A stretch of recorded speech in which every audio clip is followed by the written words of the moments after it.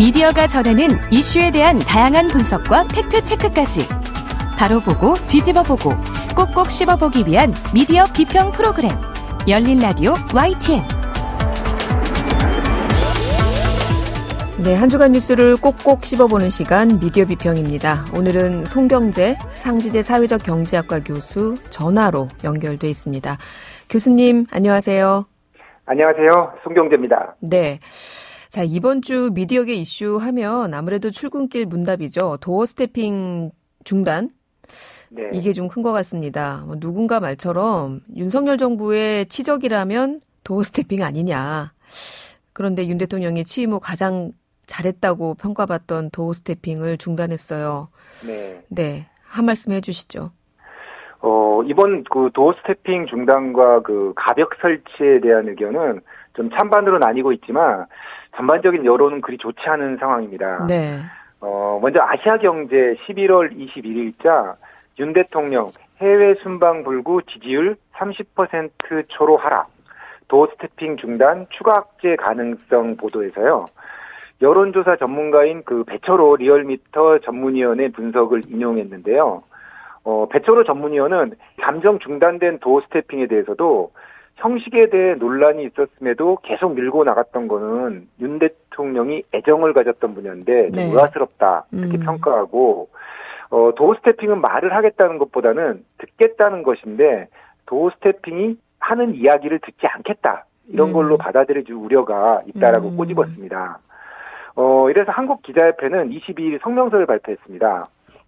이를 기자협회보가 대통령실 출근길 문답 중단 책임 MBC에 떠넘기나로 보도했는데요. 약식회견 중단 역시 출근길 국민들의 궁금증에 좀 수시로 답하는 최초의 대통령을 강조하던 모습과는 정반대다. 또 대통령실은 도어 스태핑 중단을 교묘하게 MBC의 잘못으로 돌려 출입기자들이 징계 등을 하라고 요구하는 것에 대해서 기자들 사이를 좀 이간질하려는 시도다라고 이제 좀 비판했습니다. 네. 그러다 보니까 이제 외신에서도 그 관련 이슈를 비중 있게 다루고 있는데요. 네.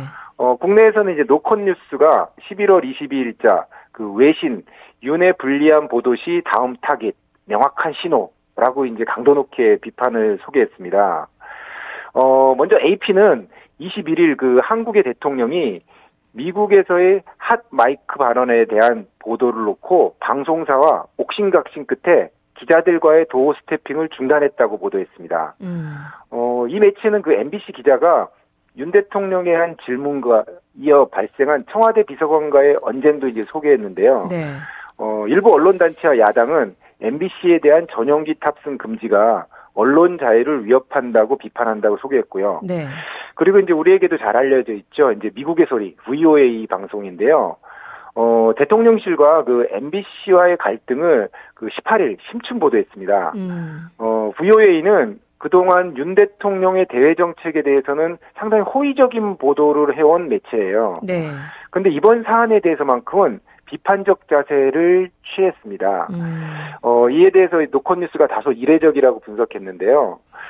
이 방송은 그 MBC의 전용기 탑승 배제에 대해서도 아시아에서 가장 자유로운 민주주의 국가 중 하나라는 한국이 그 명성을 위협할 수 있다. 이런 우려를 나타냈습니다.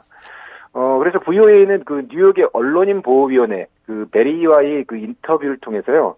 MBC의 사례를 들면서 이는 윤 대통령에게 불리한 보도를 하면 다음 타깃이 될 수 있다는 명백한 신호라고 경고하기도 했습니다. 국내외 언론들의 반응을 소개해 주셨는데, 자, 이렇게 되니까 이 대통령실이 문제 삼았던 MBC뿐만 아니라 정부와 언론 자체의 관계가 좀 경색되는 게 아니냐, 이런 우려마저 좀 드는데요. 그렇죠. 예. 네. 도어 스태핑 중단에 대한 논란 이면에 또 한 가지가 있습니다. MBC를 포함해서 저희 YTN, 또 TBS 등 언론사에 대한 지배구조 개선, 민영화에 대한 얘기가 많이 나오고 있어요. 네, 그 미디어오늘 11월 18일자에서요. 그 특히 이제 YTN 지분 매각과 관련해서 다뤘는데요. 네. 그 YTN 지분 매각 진짜 이유 드러났다 기사를 보면 국회 과방위 국민의힘 간사인 그 박성중 의원이 네. 그 YTN 라디오 뉴스킴 박지훈입니다에 출연해서 그 YTN의 공기업 지분 매각과 관련해서 YTN에 대해 좀 문제가 있다고 생각한다. 그렇게 면서 YTN이 편향적이라고 이렇게 주장했습니다. 박성중 의원은 지난 대선 기간 특히 대선 개표 방송하면서 이재명 49% 득표율로 당선됐다고 그 사무실에 도배한 사건도 있었다는 것을 지적했어요. 그리고 이어 이런 걸 본다면은 우리 편도 아니고 민주당 편에 섰다고 저희들이 기억하고 있기 때문에 YTN도 반성해야 한다라고 말했습니다. 네. 사실 이 발언은 그 언론의 보도에 대한 그 정치권의 간섭으로 풀이되는데요. 이런 보도가 나간 뒤에 그 11월 23일자 미디어 오늘에 한전 KDN의 YTN 졸속 매각, 본질은 공영방송 죽이기라는 보도가 나갔는데요. 이 보도에 따르면 그 YTN 주식의 21.43%를 보유한 최대 주주인 한전 KDN 이사회가 이사회를 열고 2시간가량 경론 끝에 7명 중 4명의 찬성으로 YTN 지분을 모두 매각하는 안건을 의결했다고 밝혔습니다. 네. 이제 본격적인 매각이 시작되는 것으로 그 미디어오늘은 분석하고 있는데요. 자, 문재인 정부 시절에 민주당에 호의적인 보도를 했다라는 그런 얘기 같아요. 일단 네. 예, 국민의힘에서 지적하는 것은. 근데 사실 이런 이야기가 이번이 처음은 아닙니다. 이 정권에 따라서 이른바 공영방송의 그 보도 방향이라고 해야 될까요? 이런 것들이 바뀌는 것에 대한 지적은 과거에도 여러 번 있었지 않습니까? 네, 그동안 그 미디어 비평을 통해서 그 공영방송의 이른바 이제 정치적 후견주의에 대해서 짚어본 적이 많았는데요. 네. 뭐 예를 들어서 민주당이 집권하던 작년엔 그 허위보도 징벌적 배상제 이런 게 이제 언론개정법안에 집중됐다면은 이번에는 그 공영방송의 이사회 시스템을 바꾸는 내용의 그 방송법 개정안이 이제 그 법 절차를 밟고 있습니다. 네. 그 현재 그 MBC와 KBS의 이사진은 대통령과 여당이 이제 다수를 임명하는 구조입니다. 네. 이렇다 보니 이제 정치적 압력에 취약한 구조라는 지적을 많이 받아왔습니다. 네. 뭐 2008년에 한번 얘기를 해보면요, 그 당시 3월에 그 심재철 한나라당 원내수석 부대표가 그 정연주 KBS 사장이 사퇴 영순위라고 이제 압박했고, 그 정연주 사장 퇴진을 요구하는 KBS 내부의 목소리도 높아졌습니다. 네. 그리고 그해 5월 전직 KBS 간부가 정연주 사장을 뭐 배임 혐의로 고발했고, 그리고 국세청과 그 당시 소송 중이던 KBS가 항소심에서 조정을 거쳐서 이제 환급받을 수 있는 금액보다 적은 금액을 돌려받았다. 이런 게 이제 손해를 끼쳤다는 이유인데요. 정연주 사장이. 네, 네. 그렇죠. 그래서 뭐 인사권 남용 혐의로 뭐 감사원의 특별 감사가 진행됐고, 또 2달이 되지 않아서 결국 정 사장 해임을 공고하기도 했습니다. 네. 당시 방통위는 이제 이명박 정부의 최측근이 이끌고 있었는데요. 이명박 정부의 지지율 하락이 KBS 방송 때문이고 그 자리를 지키는 정연주 사장 때문이라고 주장했던 거죠. 이런 것이 사실은 공영방송이 정치권에 흔들리는 대표적인 예라고 할 수 있어요. 네. 앞서 이제 2008년에 사례를 드셨는데 이 정권이 네. 바뀔 때마다 이른바 공영방송이라고 하는 방송사 내부에서 이런 일들이 반복이 되다 보니까 언론사 내부도 좀 황폐해졌다. 혹자는 서로 밥도 먹지 않을 만큼 내부 갈등도 심하다. 이런 지적도 하던데요. 이 문제는 어떻게 보세요? 정관용 국민대 특임 교수가요, 얼마 전에 CBS 라디오에 출연해가지고 언급했던 문제인데요. 네. 그 정권의 성향과 비슷한 색깔을 갖는 사람들이 그 방송사 내에서 득세하고, 이전 정권에서 활약했던 방송사 임원들이 뭐 자천당하거나 뭐 방송하던 사람을 자르기도 하고요. 네. 이런 일이 계속 반복되다 보니까 뭐 적나라하게 표현한다면 지금 KBS나 MBC와 같은 방송국 내에서는 직원들 사이에서도 서로 밥도 안 먹는다. 완전히 그 양갈래가 지어질 정도로 극도로 심각한 사안이다라고 이제 지적을 하기도 했습니다. 네. 자, 공영방송은 정치적으로 좀 독립이 돼서 공정하고 객관적인 보도를 하라는 의미로 알고들 계실 텐데, 오히려 이렇게 정권의 변화에 맞춘 이른바 공영방송 내부의 이런 줄 세우기, 또 정치적인 편향성, 이런 것들이 내부로부터 되레 지적을 받기도 하는 것 같습니다. 네. 저희가 앞서 언급했던 KBS, MBC 같은 방송사를 우리가 공영방송이라고 하잖아요. 그렇죠. 그런데 요즘에 이런 최근의 논란에 YTN이나 TBS까지 묶어서 공영방송 범주에 넣기도 하던데요. 이런 공영방송의 정확한 정확한 정의가 있을까요? 한번 정리해 주실 수 있습니까? 사실 우리가 공영방송 이렇게 많이 사용하지만요. 네. 법적으로 공영방송으로 규정되지는 않고 있어요. 다만 사전적으로 네. 방송의 목적을 영리에 두지 않고 시청자로부터 징수하는 수신료 등을 재원으로 해서 공공의 복지를 위해서 행하는 방송. 이게 이제 공영방송이다라고 하는데요. 그런데 공영방송에 대한 근본적인 고민이 필요하다는 지적도 있습니다. 네. 먼저 조선일보가 지난 7월 20일에요. 세계 최다 한국 공영방송들 세금 먹는 하마 아닌가 이렇게 사설에서 네. KBS, MBC뿐만 아니라 YTN, 연합뉴스 TV, TBS를 전부 공영방송이라고 주장하면서 민영화를 강조했는데요. 네. 이 사설에 대해서 오마이뉴스의 팩트체크인 오마이팩트가요, 7월 22일자에서 이 부분을 정정을 했습니다. 뭐냐면, 한국의 공영방송 세계 최다 조선사설 대체로 거짓이라고 분석했는데요. 네. 이 팩트체크 기사에서는 공영방송의 기준을 잘 제시했습니다. 네. 일반적으로 방송은 소유와 재원, 그리고 운영 목적에 따라서 정부나 기업의 영향을 받지 않고 독립적으로 운영되는 것을 공영방송. 네. 그리고 국가가 소유하고 재정을 완전히 책임지는 국영방송. 그리고 이제 개인이나 기업이 영리 목적으로 운영하는 민영방송. 이렇게 구분한다고 이제 제시했어요. 네. 이 기준에 따르면은 KBS, MBC, EBS인데요. 실제 정보통신정책연구원 국책 연구기관이죠. 네. 키스티라고도 하는데요. 여기서 네. 매년 발간하는 방송산업 실태 조사에서도 KBS, MBC, EBS 이 세 곳을 공영방송으로 분류하고 있습니다. 이에 대해서 김서중 성공회대 교수는요. 우리나라의 정부가 직간접적으로 관여한 방송이 많은 건 사실이지만 대부분 공영방송이 아니라 정부에서 직접 지원을 받고 정부 할 일을 대신하는 국책방송은 즉 국영방송이라고 지적했습니다. 네.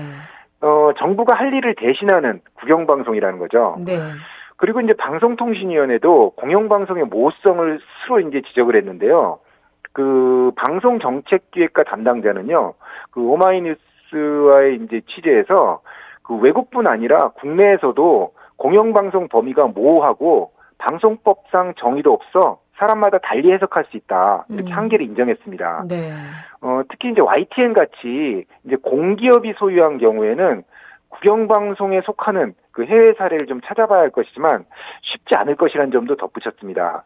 앞으로 아마 연구가 좀 필요한 부분이기도 합니다. 네. 그러면 이런 해외의 경우에 중립성, 정치적인 독립성에서 좀 성공했다. 이런 평가를 받는 공영방송 사례가 있을까요? 좀 비교해 본다면 좋을 것 같습니다. 네. 해외에서 성공적인 공영방송 시스템을 운영하고 있는 곳으로 꼽히는 곳이 이제 영국과 독일입니다. 대표적으로요. 네. 학계에서도 이건 많은 연구가 진행됐고요. 영국의 BBC 같은 경우는 이제 전문형 모델로 보통 구분하고 있고요. 네. 독일의 이제 ARD, GDF 같은 경우는 조합형 모델로 평가받고 있습니다.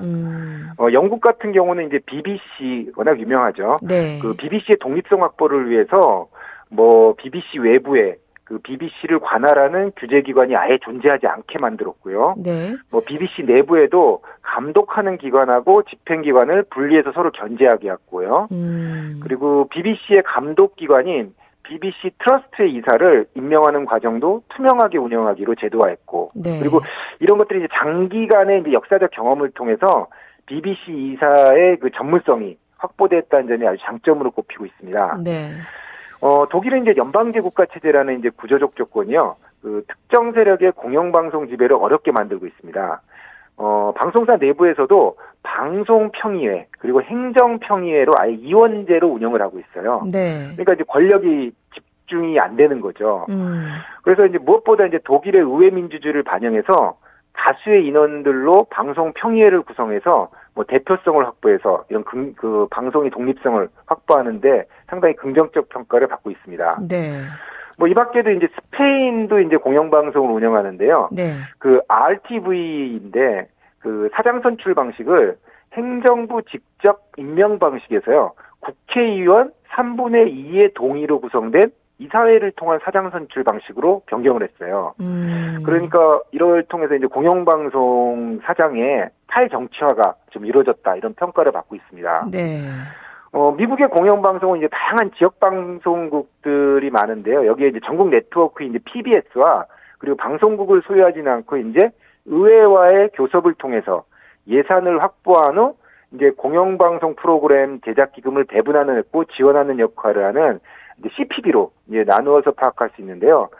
그 미국은 아예 공영방송법이 아예 지정이 돼 있습니다. 이제 1967년에 만들어졌는데요. 네. 여기에는 이제 CPB의 사장을 지명하고 임명하는 CPB 이사회의 구성 인원의 9명인데요. 5명 이상이 동일 정당에서 임명될 수 없도록 규정해서 나름대로 균형을 맞추려고 그리고 정치적인 그 편향성이 없도록 하도록 그 제도를 만들어놨습니다. 말씀 들어보니 스페인의 공영방송사 사장 선출 방식의 경우에는 국회 동의를 받도록 3분의 2.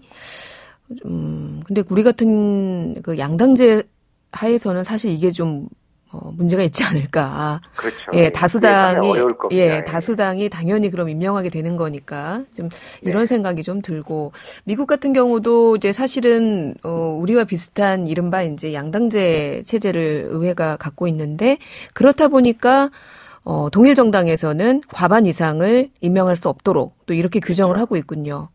네. 이런 것들을 좀 잘 참고하면 어떨까 싶은데 자, 이쯤에서 공영방송과 정치적인 독립 이 이야기를 안 할 수가 없는데요. 네. 이런 진정한 공영방송의 의미를 살리기 위한 좀 한 말씀 해주시면 어떨까요? 네, 그 공영방송 지배구조 문제는 사실 정권이 바뀔 때마다 그 단골 선거 공약이었습니다. 그렇죠. 그런데 이제 당선된 분들이 당선이 되고 나면 이게 구조 자체가 여당에 절대적으로 유리한 그 구조거든요. 현재 저희 구조가요. 그렇죠. 네. 그러니까 바꾸기를 원치 않는 거예요. 뭐 여러 이유를 대긴 하지만 결국 현재 공영방송 지배구조가 여당과 대통령이 주도할 수 있는 구조다 보니까 공약은 슬그머니 사라지고 계속 표류하고 있는 겁니다. 네. 그러다 보니 이제 웃지 못할 천국도 계속 나오고 있어요. 예를 들어서 과거의 야당일 때는 공영방송 개혁이니 지배구조 개선에 목청을 높이다가요. 집권 여당이 되면 사라지고 반대로 집권할 땐 조용했던 여당이 야당이 되면은 또 공영방송 개혁을 들고 나오거든요. 네. 정말 어떻게 보면은 방송을 두고 이렇게 하는 것이 한마디로 코미디 같기도 한데요. 그런데 이번에는 약간 상황이 다를 수도 있다는 생각입니다. 네. 일단 야당이 거의 그 300석 중에서 170석을 훌쩍 넘는 구조에서 입법 주도권을 현재 야당이 가지고 있는 독특한 정치적 상황 때문인데요. 네. 이에 대해서 지난 그 11월 24일자 경향신문에서는요, 그 민주당 과방이 공영방송 지배구조 개선 추진, 정기국회 처리 방침 기사에서 다루고 있습니다. 네. 민주당은 여당이던 지난 4월 그 정치적 추천을 최소화하는 방향으로 공영방송 운영위원회를 구성하고 그리고 사장 선임의 경우 운영위원회 5분의 3 이상이 찬성, 과반이 아니라 이제 5분의 3 이상이 이제 찬성하도록 하는 공영방송 지배구조 개선 법안을 당론으로 이제 채택한 바가 있습니다. 네. 이를 공식적으로 이제 법안 처리하겠다는 겁니다. 네. 앞으로 국회의 동향도 좀 지켜봐야 할 것 같고요. 사실 최근에 그 언론단체와 시민사회에서도 공영방송 문제를 이대로 두지 말자는 요구가 있습니다. 네. 공영방송 지배구조 개선을 요구하는 여론의 압박도 있다는 거죠. 이에 대해서 이제 인천뉴스가 11월 22일자 그 5만 국회청원 공영방송 정치독립 법률 개정하라에 따르면 지난 18일 국회 국민동의청원 언론 자유와 공영방송의 정치적 독립을 위한 법률 개정에 관한 청원권이 5만 명 이상의 동의를 얻었다고 합니다. 그래서 이게 자동으로 이제 과방위에 회부되었는데요. 네. 국민동의청원은 5만 명 이상이 동의되면 해당 상임위원회 심사안건으로 상정되기 때문에 절차적 과정이 이미 진행되고 있는 거죠. 네. 앞으로 이 입법 과정에서 얼마나 그 민주적인 거버넌스 구조를 만들고 공영방송이 정치로부터 독립해 나갈지 정말 제대로 된 공영방송을 거듭나게 될지 좀 지켜봐야 할 것 같습니다. 네. 꾸준히 이 사안을 저희도 한번 점검해보죠, 교수님. 네. 네, 알겠습니다. 오늘 말씀 고맙습니다. 네, 감사합니다. 네, 지금까지 송경재 상지대 사회적 경제학과 교수였습니다.